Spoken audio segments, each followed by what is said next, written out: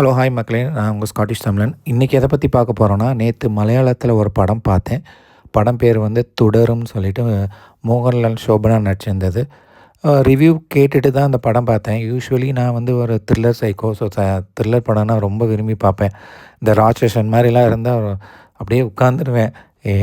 உலகத்தில் எந்த ஒர்க் இருந்தாலும் எனக்கு பிடிக்காது. சீட்டேஜ் த்ரில்லர்னால் எனக்கு ரொம்ப பிடிக்கும். அது மாதிரி ஒரு படம் கேள்விப்பட்டேன். ஸோ ரொம்ப நல்லா இருந்தது. So first 30 minutes as usual மலையாள மூவி தான். கொஞ்சம் ஸ்லோவாக போச்சு.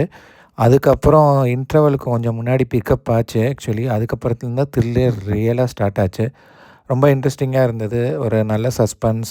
லாஸ்ட்டில் அந்த சஸ்பென்ஸ் ரிவீல் பண்ணுவாங்க.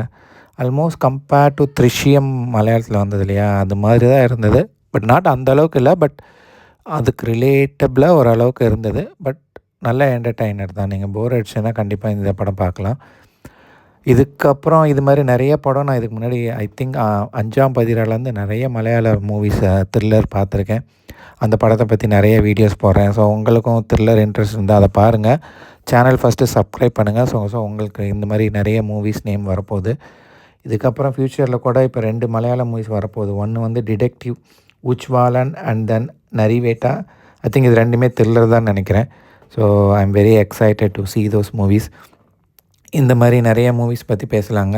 நீங்கள் சேனலை கண்டிப்பாக மறக்காமல் சப்ஸ்கிரைப் பண்ணுங்கள். தேங்க்யூ. சியர்ஸ். பாய்.